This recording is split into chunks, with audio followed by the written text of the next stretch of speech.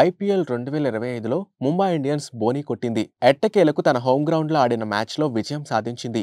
సోమవారం కోల్కతా నైట్ రైడర్స్ను 8 వికెట్ల తేడాతో చిత్తు చేసి ఈ ఆడిషన్లో తొలి విజయాన్ని నమోదు చేసింది.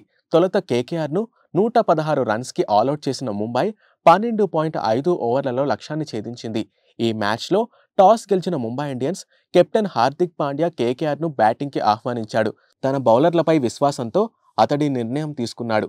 కెప్టెన్ ఉంచిన నమ్మకాన్ని నిజం చేస్తూ ముంబై బౌలర్లు విజృంభించారు. తొలి ఓవర్లోనే నరైన్ను బౌల్ చేసి ట్రెంట్ బౌల్ట్ వికెట్ల పతనాన్ని ప్రారంభించారు. ఆ తర్వాత యువ పేస్ సంచలనం అశ్విని కుమార్ 4 వికెట్లు పడగొట్టి కేకేఆర్ పతనాన్ని శాసించాడు. ఈ మ్యాచ్ ద్వారా ఐపీఎల్లోకి అరంగేట్రం చేసిన అశ్విని తొలి బంతికే అజింక్య రహానేను అవుట్ చేశాడు. ఆ తర్వాత రింకు సింగ్, మనీష్ పాండే, ఆండ్రే మరియు పెవిలియన్ని పంపించేశాడు. దీంతో కేకేఆర్ 16.1 ఓవర్లలో 116 రన్స్కి ఆలౌట్ అయింది. ముంబై బౌలర్లలో Ashwini Kumar 4, Deepak Chahar 2, Trent Boult, Hardik Pandya, Vignesh, Mitchell ఒక్కో వికెట్ పడగొట్టారు. అనంతరం స్వల్ప లక్ష్యంతో బరిలోకి దిగిన ముంబై ఇండియన్స్ 12.5 ఓవర్లలోనే మ్యాచ్ని ముగించింది.